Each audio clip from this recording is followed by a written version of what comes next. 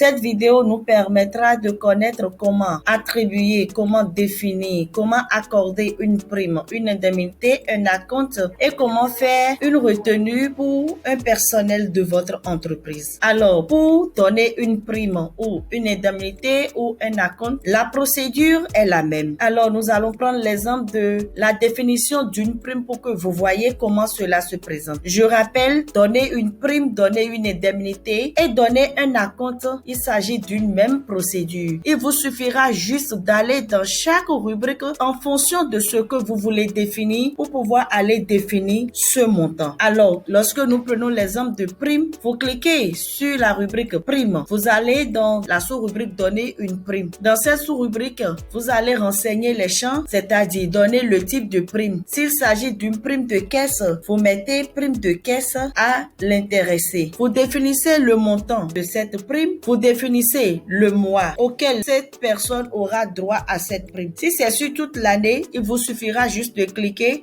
La plateforme vous propose déjà des années, des dates et vous pouvez insérer. Aussi, s'il s'agit d'un employé ou de plusieurs employés, vous choisirez. Une fois que vous avez inséré un employé de votre entreprise sur le logiciel les reconnaît et à chaque rubrique où vous aurez besoin d'un nom de personnel, il vous les propose et vous irez simplement choisir pour pouvoir définir. Ensuite, après avoir renseigné ces champs, si vous avez d'autres primes à ajouter, vous cliquez sur la colonne ajouter pour ajouter d'autres primes que vous pensez octroyer. Et lorsque vous êtes satisfait, lorsque vous voyez que vous avez défini toutes les primes que vous voulez donner, vous cliquez sur donner une prime. Voilà, les primes ont été accordées avec succès aux employés. Ce qui veut dire que sur leur fiche de paye, ces primes apparaîtront forcément et seront calculées sur leur fiche de paye pour pouvoir donner le salaire mensuel en fin de mois. Par contre, pour faire une retenue, vous arrivez sur la rubrique retenue. Vous cliquez sur la rubrique faire une retenue. Alors, pour faire une retenue, vous mettez le type de retenue dont il s'agit. Vous mettez le montant de la retenue. Vous mettez si la retenue serait juste pour le mois, si vous le mettez, et l'employé pour lequel vous voulez faire cette retenue. Maintenant, s'il s'agit des frais que vous prélevez mensuellement, vous définissez également au fur et à mesure et vous faites faire une retenue. Ce qui veut dire que ce montant sera retranché du salaire de l'employé à qui vous avez octroyé ou à qui vous avez fait cette retenue. Alors, toutes ces informations pourront apparaître sur la fiche de paye de l'individu et à la fin du mois, lorsqu'il pourra télécharger son bulletin de paye, il pourra lire prime de tel